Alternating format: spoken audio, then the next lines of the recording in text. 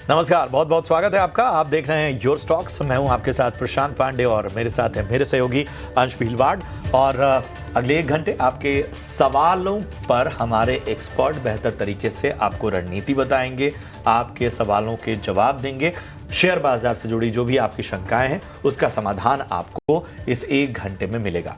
पहले आधे घंटे जो होगा वो योर स्टॉक होगा और उसके बाद शेयर बाजार सबका अधिकार होगा। दोनों ही शो में सवाल पूछने के तरीके अलग अलग हैं। तो पहले योर स्टॉक शो की बात करते हैं। यहाँ पर आप अपने सवाल कैसे पूछ सकते हैं ये जान लीजिए। तो स्क्रीन के एक हिस्से में जो तौर तरीके आपको देख रहे हैं, नंबर फ्लैश होता दिख रहा है, सोशल मीडिया दिख रहा है, इन सभी पर आप अपने सवाल भेज सकते हैं। नंबर में व्हाट्सएप करके, कॉल करके, मैसेज करके, जो भी तरीका आपको रास आता हो आप हमें सवाल भेजिए। सोशल मीडिया पर भी भेज सकते हैं, यूट्यूब पर भी भेज सकते हैं। याद रखिए, स्पष्ट भाषा में अपना सवाल पूछिए। अपना और अपने शहर का नाम, किस स्टॉक पे आपका सवाल है, कितनी क्वांटिटी में ये स्टॉक आपने लिया हुआ है और आपका नजरिया जरूर बताइए। लॉन्ग टर्म, शॉर्ट टर्म में भी स्पेसिफिक अगर हो तो वो समय बताइए। 3 महीने, 6 महीने, 1 महीने, जो भी आपको आपका नजरिया हो वो सभी आपको बताना होगा। तो हमारे जो एक्सपर्ट रहते हैं वो बेहतर तरीके से आपको गाइड कर पाते हैं। इसके साथ ही यूट्यूब पर भी आप इस तरह के सवाल पूछ सकते हैं। हम यूट्यूब के सवालों को बीच बीच की चर्चा में शामिल करते रहेंगे। तो चलिए जरा बाजार पर एक निगाह डाल लेते हैं। तो सीमित दायरे में बाजार फिलहाल आज नजर आ रहा है। आप देखिए, इस वक्त निफ्टी 24,200 के करीब 50 अंक ऊपर इस वक्त निफ्टी साफ तौर पर नजर आता हुआ। वहीं बात करें अगर हम बैंक निफ्टी की, तो यहां पर लगभग 70 अंकों की तेजी नजर आ रही है। 51,934 के पास इस वक्त bank Nifty.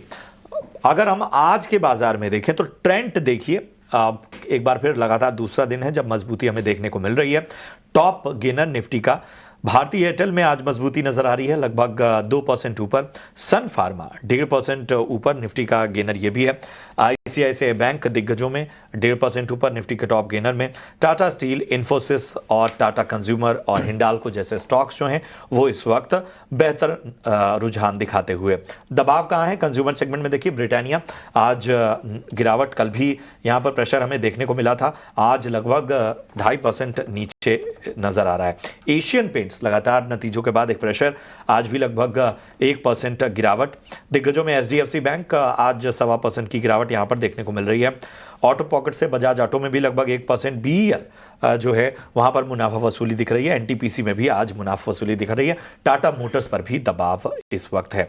1531 share, market breath की बात करें तो 1531 शेयर इस वक्त ऐसे हैं जो कि हर निशान में कारोबार कर रहे हैं और 946 शेयरों पर आज दबाव देखने को मिल रहा है। तो ये बाजार का पूरा ब्यौरा, पूरा हाल हमने आपके सामने रखा। चलिए चर्चा में शामिल करते हैं अपने साथ 2 बेहद खास मेहमानों को। हमारे साथ आज की चर्चा में जुड़ रहे हैं यस सिक्योरिटीज से लक्ष्मीकांत शुक्ला जी और रेलिगेयर ब्रोकिंग से अजीत मिश्रा साहब।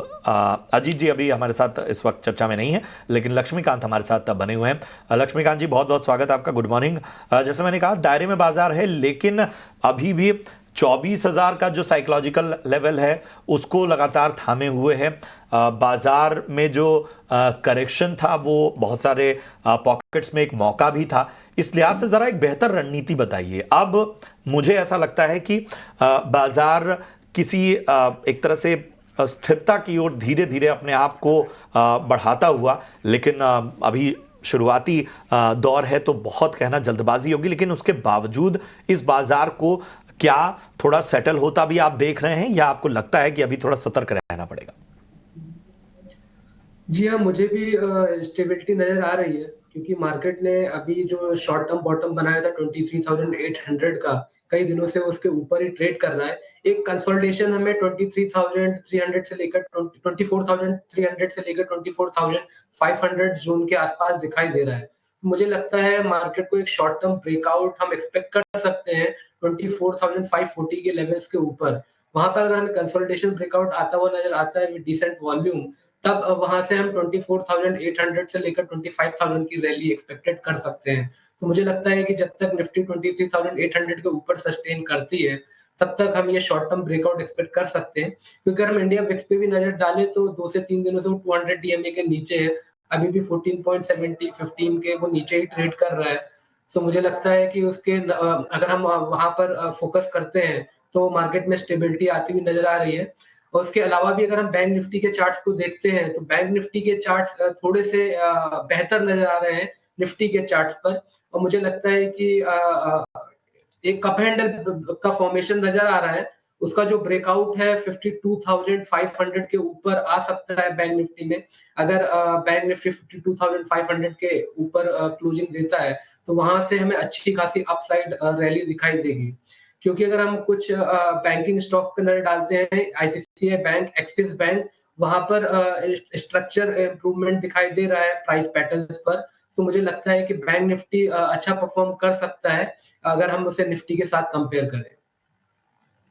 बिल्कुल, यहाँ पे बहुत ही अहम लेवल्स दे दिए गए हैं दोनों ही निफ्टी और निफ्टी बैंक पर, तो इन अहम लेवल्स पर नज़र रखें।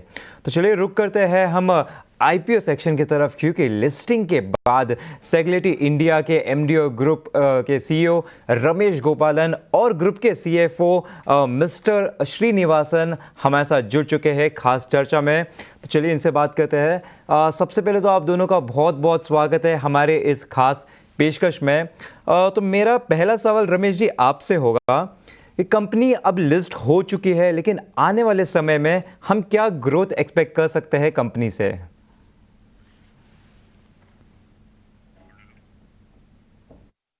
अगर आप पिछले 3-4 साल देखें तो हम लोग की ग्रोथ बिटवीन 11 और 14% के बीच में रही, और आगे भी इसी टाइप का ग्रोथ की उम्मीद कर सकते हैं। यूएस का हेल्थ केयर मार्केट 4.7 ट्रिलियन का मार्केट है, और we been in this industry for 24 years, and so we are a well established player in the US healthcare space, especially within the payer market, and we are very confident of maintaining similar growth rates in the future as well. चलिए रमेश जी, मेरा अगला सवाल आपसे है। अगर हम ख़ासतौर पे यूएस बिजनेस को देखें आपके, तो काफ़ी बेहतर नज़र आया है, और अब जबकि जो है एक स्थिरता भी आई है लीडरशिप में ट्रंप की जीत के बाद। यूएस हेल्थ केयर स्पेस पर ख़ासा निगाह है। आप का तजुर्बा और आपकी ऑब्जर्वेशन क्या कहती है कि ये किस तरह का प्रभाव डाल सकता है? देखिए, हम लोग की कंपनी में इससे ज़्यादा इम्पैक्ट नहीं होगा, क्योंकि हम लोग, जैसे मैंने बताया कि 24 साल से ये बिज़नेस कर रहे हैं, और ये 24 साल में काफ़ी सारा प्रेसिडेंट आ चुके हैं, और through all of that we have continued to grow our business in double digits all these years, and so अगर पॉलिसी चेंज होगी तब भी हम लोग के बिजनेस पे ज़्यादा असर नहीं पड़ना चाहिए। बिल्कुल। तो मैं अगला सवाल मिस्टर श्रीनिवासन जी आपके साथ होगा। तो जैसे कि हम देख रहे हैं कि Q1 के प्रॉफिट करीब 22 करोड़ के हैं, लेकिन FY24 का अगर हम प्रॉफिट देखें तो वहाँ पे 228 करोड़ का नज़र आ रहा है। तो अगर रन रेट देखा जाए तो काफ़ी यहाँ पे कम नज़र आ रहा है। तो क्या कंपनी इस बार FY24 के प्रॉफिट को बीट कर पाएगी? साथ ही साथ ये बता दीजिए कि ग्रोथ रेट क्या एक्सपेक्ट किया जा सकता है यहाँ पर? हमारा Q1 profit we have to adjust it. So what you see in the listed financials or reported financials, it has an adjustment to the tune of almost 10 crores towards share appreciation rights. There is share appreciation rights like a phantom stock given to the senior leadership team, where the nature of that particular plan has moved from cash settled to equity settled, meaning which the employees will be directly paid cash or settled cash by our parent company. So वो हमारा company का expense नहीं है, liability भी नहीं है, so it just flows through the books because we are employees. अगर so if you adjust that, then हमारा Q1 का प्रॉफिट भी 25% के ऊपर है. So consistently we have been performing at 23 to 25% on EBITDA, and our Q1 has also been reflective of that. जी, ख़ासतौर पे रमेश जी, मेरा अगला सवाल आपके क्लाइंट्स को लेकर है। एनालिस्ट के नज़रिए से देखें तो एक थोड़ा कंसर्न लगातार टॉप 10 क्लाइंट्स को लेकर है। आप इस पर क्या राय देंगे? क्या इसे डाइवर्सिफाई करने की कोई योजना आने वाले वक्त में? देखिए, यूएस हेल्थ केयर मार्केट में if you look at the payer side of the business, that's a very consolidated market. US का टॉप 10 to 15 पेयर्स का मार्केट शेयर है करीब 70%. तो our market share is also, our top 10 client concentration is also a reflection of the consolidated nature of the payer industry. Having said that, in the last 2 to 3 years, we've diversified our client base. We've added a number of clients in FY23 and 24. And as these clients continue to grow with us, our dependency on the top 10 clients will continue to reduce. So we are fairly confident of lowering this client concentration in the years to come. जी, मेरा सवाल mister Srinivasan जी आपसे है और ये सवाल client mix related है. जैसे कि हम डेटा देख रहे हैं कि आपकी जो पेयर है वो स्लाइटली थोड़ा रिड्यूस होते हुए नज़र आ रहे हैं. सेम टाइम पे प्रोवाइडर्स देखें तो वो इंक्रीज होते हुए नज़र आ रहे हैं. तो क्या आपके यहाँ पे कोई एम रखा है आपने, कोई लेवल के जहाँ तक आप इन दोनों को लेके जाना चाहते हैं? Broadly, if you see our current mix of payer and provider is payers are 90%, and it may not drastically change, but we are largely a payer focused company. But when the provider market growth rate is marginally higher or slightly better than the payer, you will see that. But largely it will not swing significantly. At best, it can become an 80-20 from a 90-10 over the next 2 years or so.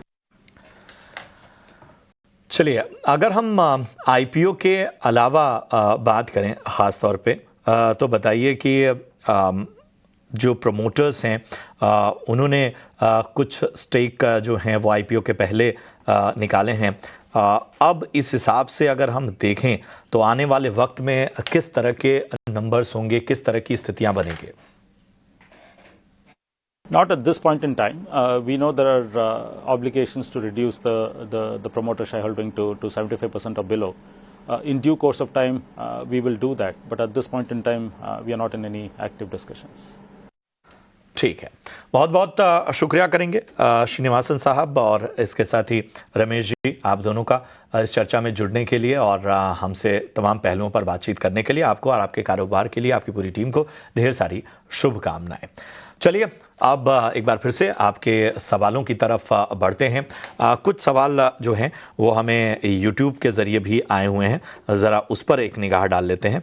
तो आप देखिए, इस वक्त बहुत सारे दर्शकों ने अपने सवाल हम तक पहुंचाए हुए हैं. उसी में से एक दर्शक हैं लक्ष्मीकांत जी. वो उनका नाम तो यहाँ नहीं उन्होंने मेंशन किया, लेकिन ओएनजीसी पे राय जानना चाहते हैं. उन्होंने सवाल पूछा है कि ओएनजीसी में आखिर क्या इन स्तरों पर खरीदारी की जा सकती है?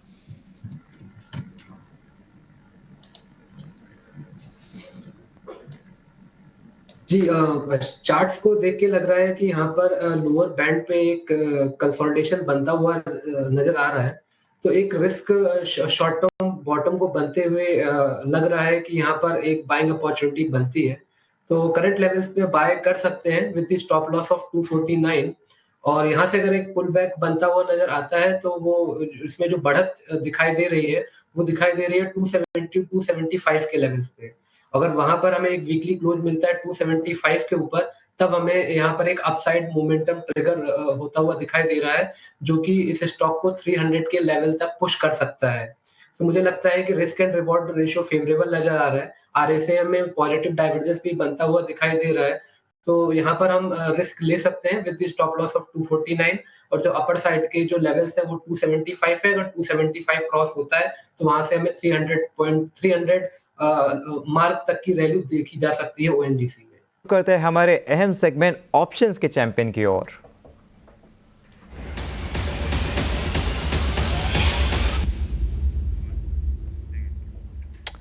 तो आज ऑप्शन के चैंपियन बताने के लिए हमारे साथ जेएम फाइनेंशियल के अक्षय भागवत शामिल है. Akshay, good morning. अंश बात कर रहा हूं. बहुत बहुत स्वागत है आपका इस पेशकश में. बताइए क्या है आज की आपकी पिक? गुड मॉर्निंग अंश। तो बाजार का नेचर देखेंगे तो चॉपी है, रेंज के दायरे में सीमित है और काफी वोलेटाइल है। पर आज आप फ्लोज देखेंगे तो कहीं ना कहीं फार्मा सेक्टर में थोड़ी सी जो है बाइंग मोमेंटम देखने को मिल रही है और ओवरऑल सेक्टर में एक बाउंस बैक का एक्सपेक्टेशन है। तो यहाँ पे फार्मा सेक्टर में हमने स्टॉक चुना है सिंजिन, जिसका टेक्निकल सेटअप सब स्टॉक्स में से सबसे बेहतरीन लग रहा है और करंट मार्केट रेट 897 का है।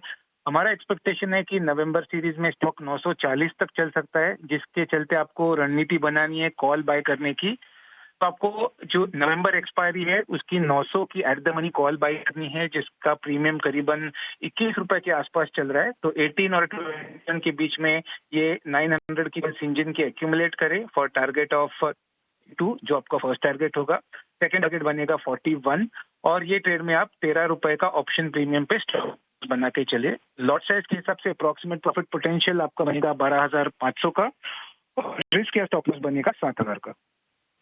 ठीक है, सिंजिन का कॉल है, 900 रुपये के स्ट्राइक प्राइस लेनी है, 18 से 21 रुपये के बीच में, 18 से 21 के बीच में लक्ष्य देखे तो पहला 32 का और दूसरा 41 का। स्टॉप लॉस भी देखे तो यहाँ पे 13 रुपये का।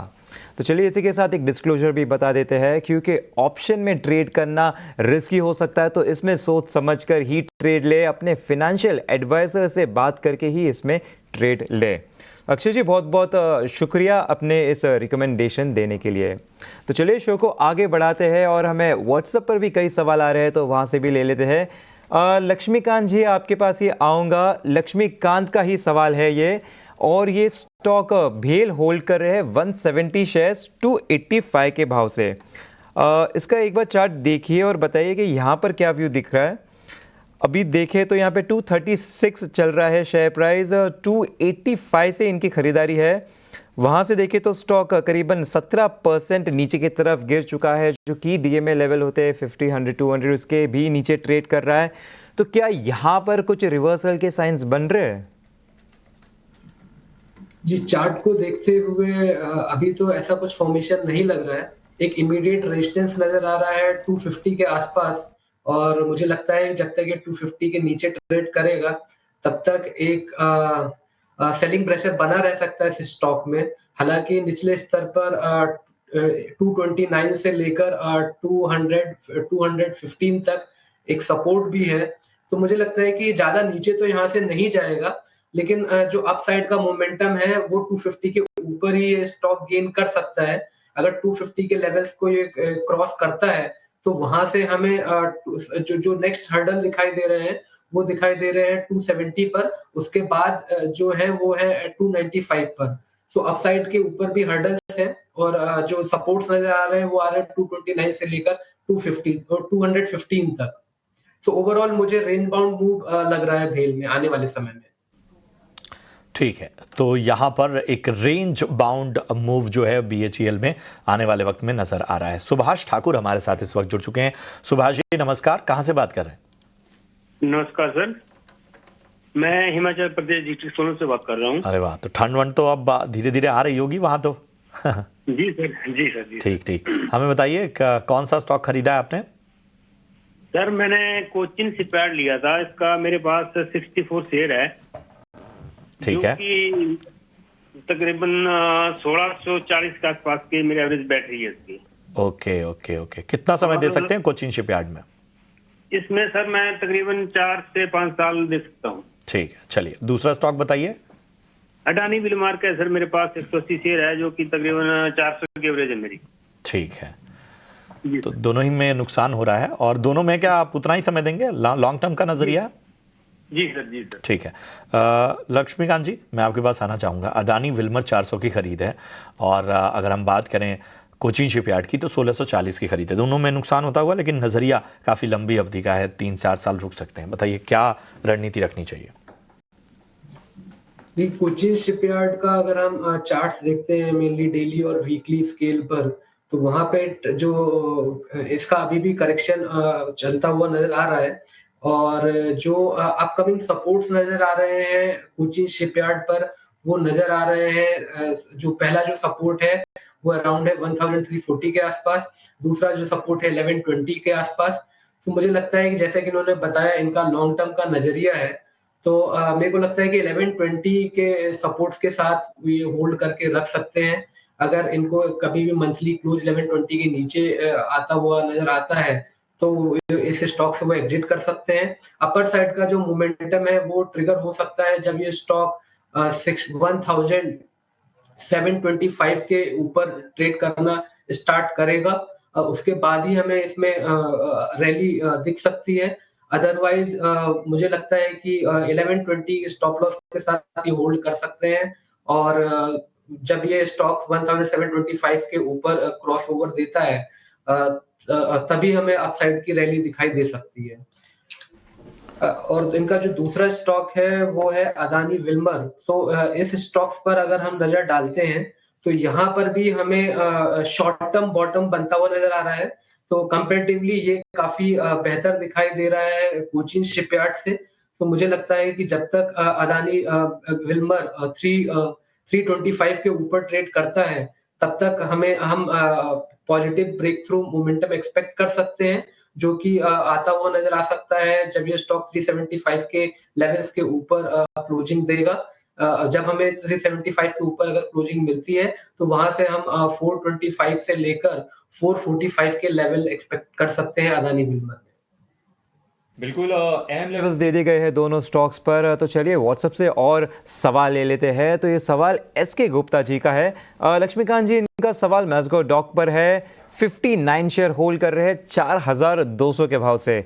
अब चार्ट पे देखें तो स्टॉक ऑलमोस्ट अराउंड उसके ही पास ट्रेड करता हुआ नजर आ रहा है। अभी कुछ 4100 के पास ट्रेड कर रहा है। लेकिन पिछले कुछ 2-3 महीने से देखें तो एक मोटा रेंज बना हुआ है। ऊपर की तरफ देखें तो शायद 4800 का और नीचे की तरफ 3900 800 का। तो 1000 पॉइंट का एक रेंज है। 2-3 महीने से इसमें ही फंसा हुआ नजर आ रहा है। यहाँ पर आपकी क्या व्यू बन रही है?